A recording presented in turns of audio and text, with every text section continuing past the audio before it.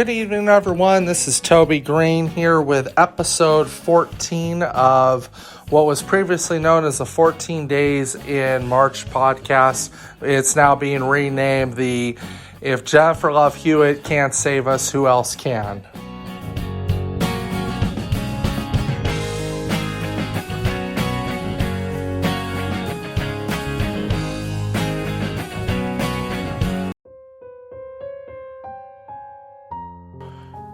I stepped outside today. It was sunny. The weather was 70 degrees in Gresham, Oregon.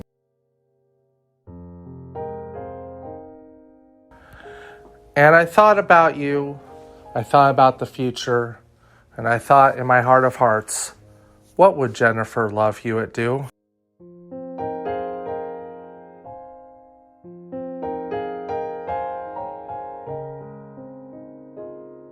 Because it's in times like this in which there's a crisis that takes place, a loss of faith, a loss of hope, a loss of dreams. So we all roll along like scattered leaves. But it's in these times that I must think to myself, what is real and what is fake? So I take a celebrity from the 90s and I plug them into this poem, hoping that you can relate.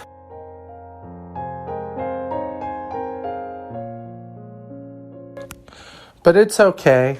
There's no shame to say you don't care what Jennifer Love Hewitt is doing these days. Everything's great. Everything's okay. Bernie dropped out. Yay! The Wall Street traders say the day is saved.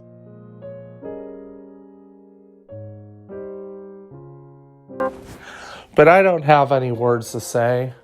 I just know this. I don't care about politics. It's a rigged game. Let others play. All right, good evening, everyone. Again, this is Toby Green, and this is the final podcast of the 14 Days in March podcast. I apologize. And basically, we're going to talk about what has been learned. Now, this podcast originally was set up to be literally 14 days in March. So from March 13th to March 27th, I was looking to record a podcast every day. The date is March 8th, and by the time I end this, April 8th, and by the time I end this podcast, it's going to be April 9th. So clearly I missed the mark on those 14 days, but you'll forgive me for that, because what I have to say, I think, matters with a little bit more perspective and a little bit more clarity. So ending this 14-day run, I want to thank everybody who has subscribed to the podcast, subscribed to the page. I've been a little bit radio silent, but I'm going to pick back up here and have it be more regular and stick with the 14 days in March framing.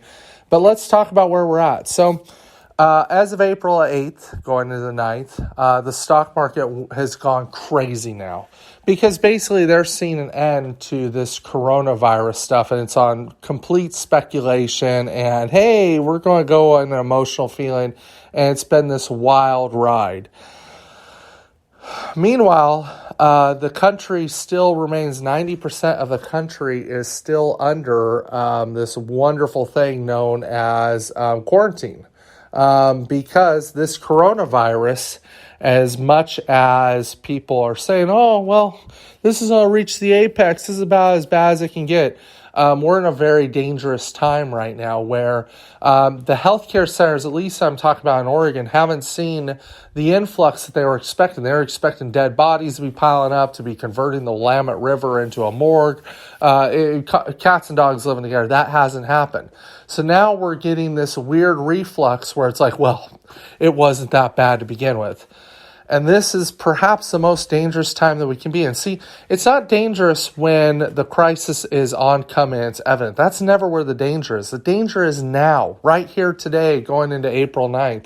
This is where the danger is because the weather's starting to perk up. People are starting to feel better. They're starting to go out of their homes. They're starting to live. The virus is not really attacked yet in many areas other than New York. Of course, New York's quickly becoming a morgue. but it's going to attack here. It's going to attack in a big, bad way. It's going to attack everywhere. And people are treating it like, well, it's just a seasonal thing. It's just this, it's just that. We have no proof.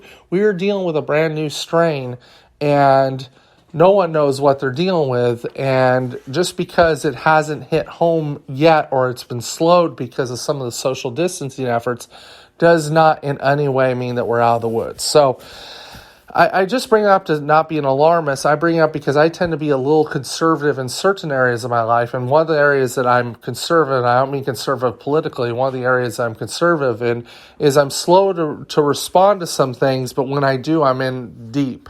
And I'm slow to get out of things. So I'm not sold that this coronavirus is done yet. But it could be. I don't know.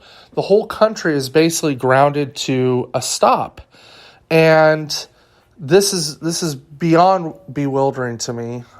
We just got an order of makeshift face masks to wear when we're out in public. That's the level of what we're dealing with here in 2020. So I just bring that up just to kind of give you a frame of reference for where I'm at recording it. Now, I'm switching gears in this podcast because it started off as kind of a documentary for the first 14 days in March of the crisis. And I think that there's a couple conclusions that I'm able to reach out of the first 14 days. Number one, it's this.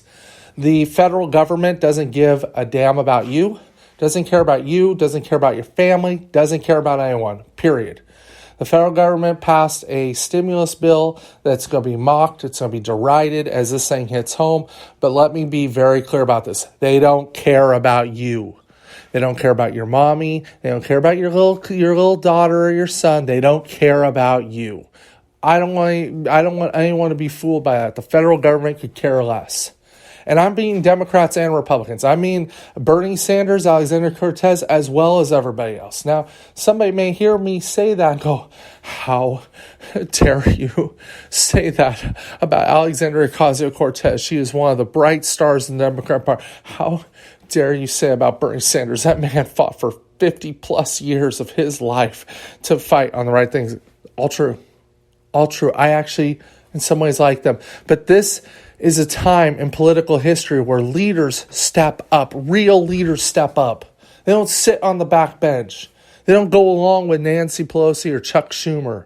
They hold up bills if they're bad. And neither one of them stepped up to history. And that's a high bar, by the way. I couldn't do it. You couldn't do it.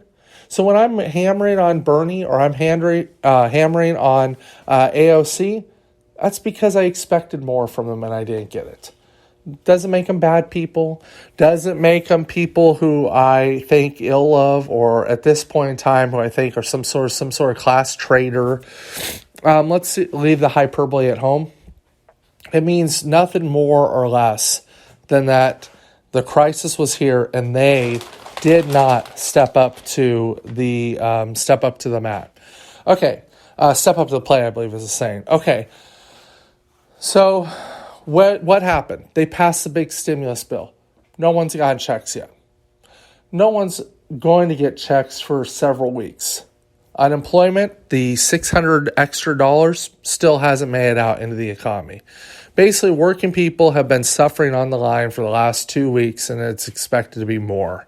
This crisis is deep and profound. I know what the stock market is doing. The stock market sees no real loss. The stock market right now should be at 8,000 points and cratering. Instead, it's up around 24 and rising. Why? Well, if I gave you a bunch of money to go to the roulette table and you didn't care about losing it, you'd go spend it, and occasionally you would hit the blackjack and win a bunch of money. And you would keep playing because you've been guaranteed profits. That's what our society is right now. We guarantee that Wall Street will go up, up, and up. And guess what? Working people are entitled to this, or indebted to this, as I should say, because they're scared to death that their retirement could go in the crapper along with everyone else. That's what the reality of the world is. So that's what I've learned. So step one, federal government doesn't care about you. Step two, politicians aren't going to save us.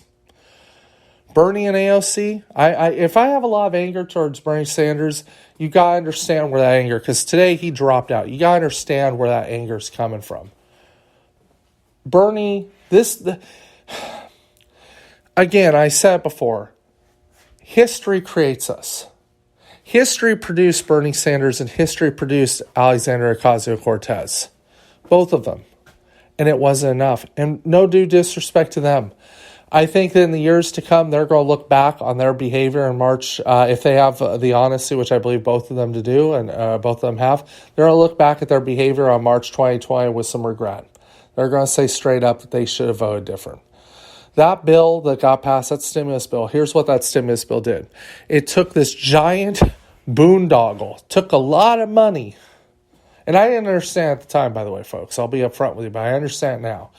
Took billions and trillions of dollars. This was a several trillion-dollar bill that was basically a bailout. And it took a portion, a tiny sliver, $250 billion is all it took, and it wrapped it around that bill. So it took the trillions of dollars and wrapped the $250 billion and sent it right into us. So working people are like, we need that money, which they do. Working people need it. We need that money. We need that billions of dollars. We need that $600 check.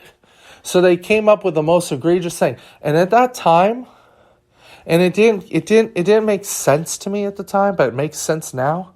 In that moment when Bernie Sanders could go up and said, I can't in good conscience vote for this bailout bill because it hurts working people. What did Bernie do?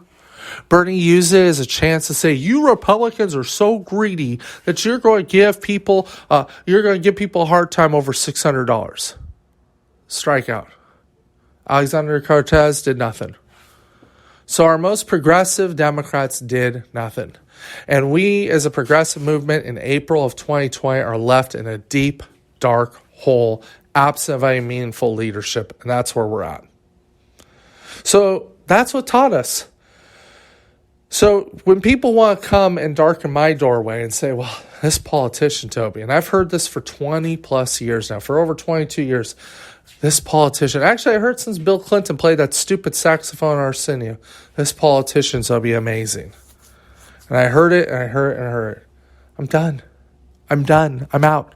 Have your fun. Go be great for whoever you want as your crappy candidate. Go for it. Have at it. You want Joe Biden to be president? Joe Biden, let me explain about Joe Biden real quick. Joe Biden in 1988 was a plagiarist. Do you understand what that word means when I say plagiarist? Are you listening to me about what that means? That means that somebody else wrote words, that he was such an empty suit, that he took those words and pretended they were his own, assuming that nobody was going to catch on that he stole those words. That's Joe Biden. He had to drop out of a presidential race in 1988 because he stole other people's words. Okay? This is a man that prior to 2020 had ran in several presidential elections, and I believe something less than 10 delegates he had won.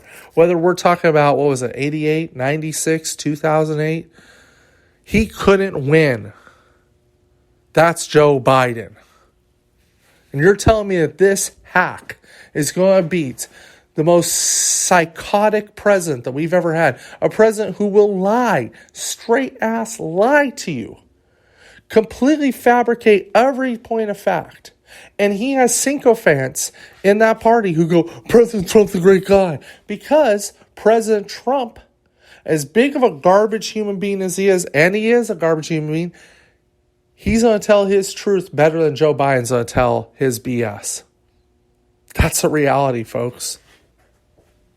And the Democratic Party all ganged up, and we all have to sit here and go, well, he's better than Trump. You go for it. You go on with your bad self with it. He's better than Trump. Trump's a pig. And we could have elected a man in Bernie Sanders.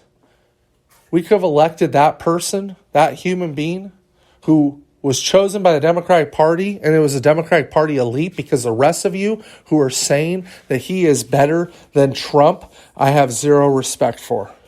Zero. What you are saying essentially is that you haven't given this any thought whatsoever. You haven't done the homework because you're lazy.